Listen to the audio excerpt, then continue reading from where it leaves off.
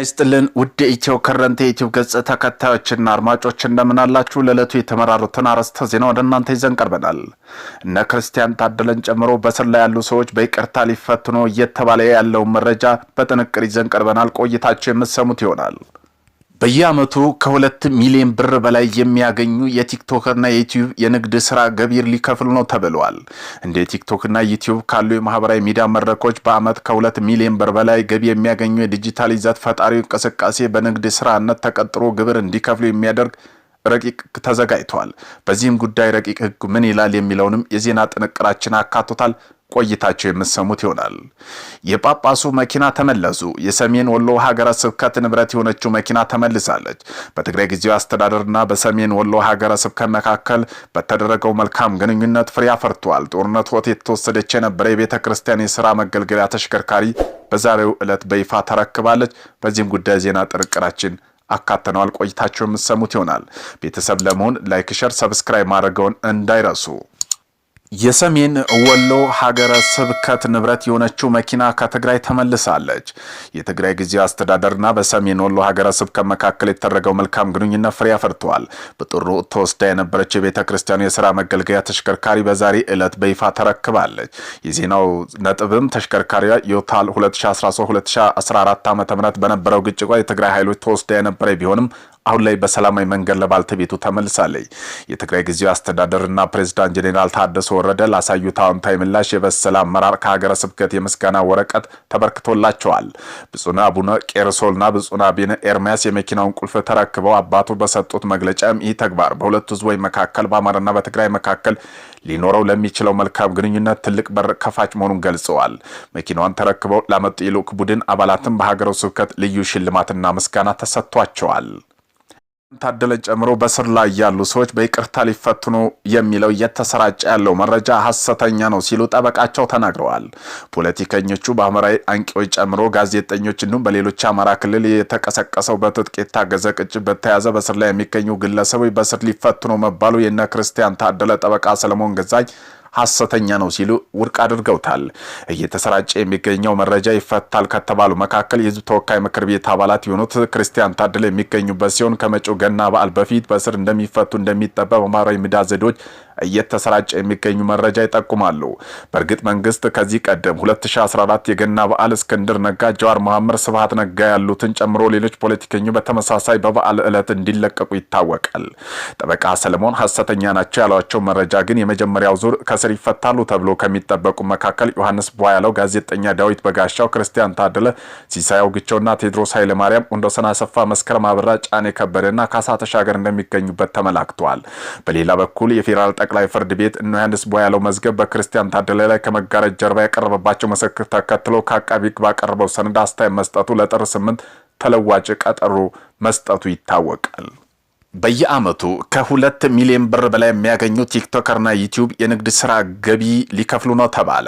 የገንዘብ ሚኒስቴር ያዘጋጀው ረቂቅ ደንብ የዲጂታል ይዘት ፈጣሪዎች ማስታወቂያና ስፖንሰሮችን ጨምሮ የተለያዩ መንገዶች ያገኙትን ሁሉም የገቢ መጠን የሚያሳይ የሂሳብ መዝገብ እንዲይዙ ያስገድዳል።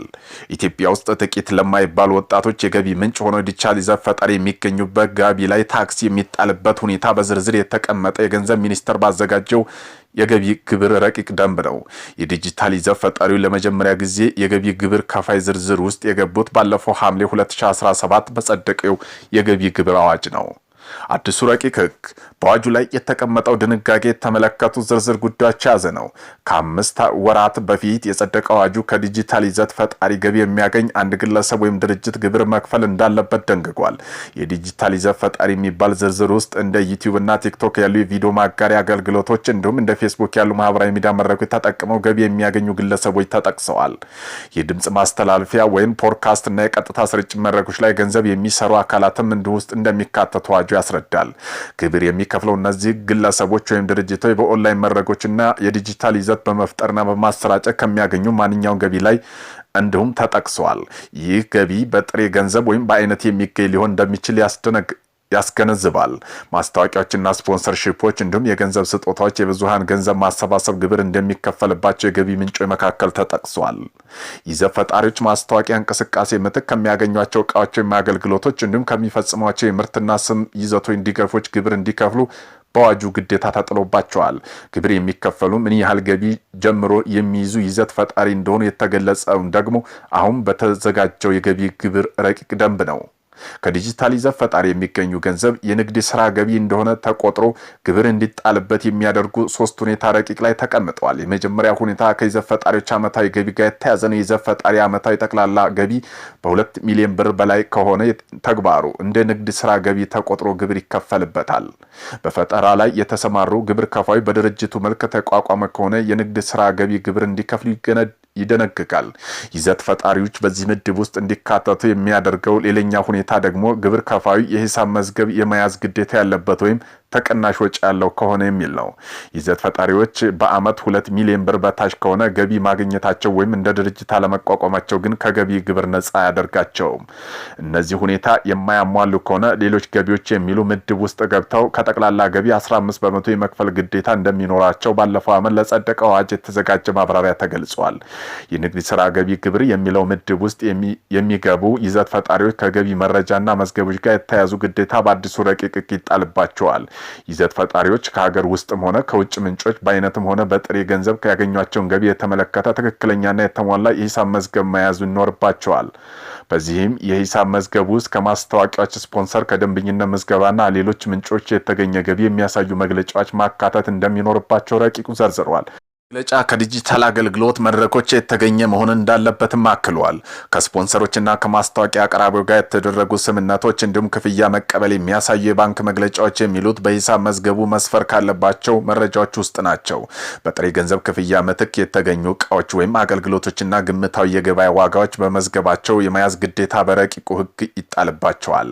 ለሚኒስትሮች ምክር ቤት ቀርቦ መጽደቅ ያለበትም ይህ ረቂቅ ደንብ እስካሁን ድረስ በታክሲ ስርዓቱ ወጪ የሆኑ የቆዩ ይዘት ፈጣሪ ለመጀመሪያ ጊዜ መደበኛ ግብር አሰራር የሚያስገባ ነው። ብሩክ ኒውስ በሚል ስም ቲክቶክ ላይ መረጃ አሳጥሮ ማቅረብ የሚታወቀው ብሩክ ጫላ እርምጃ ሲጠበቅ የነበረ እንደሆነ ለቢሲ ተናግሯል። መንግስት ይህን ጉዳይ እንዴት ሊያስፈጽመው ይችላል የሚለው ጉዳይ ነበር ያልተረዳሁት የሚለው ብሩክ በዚህም የተነሳ የሚመጡለትን የማስታወቂያ ስራው አስቀድሞ በመደበኛው መስመር ውስጥ ማስገባትም ይገልጻል።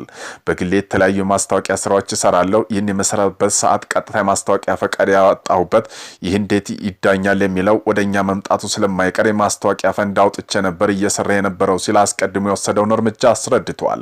ማህበራዊ ሚዲያ ይዘት ፈጣሪዎች ማህበር ለማቋቋም እየተንቀሳቀሰ ካሉ መስራቾች አንዱ የሆኑ ብሩክ እንደሚገልጸው ማህበራዊ ሚዲያ ስራዎች ሀገራችን ካለው የስራ እድል አንጻር ጥሩ ገቢ ያስገኛል ብለዋል።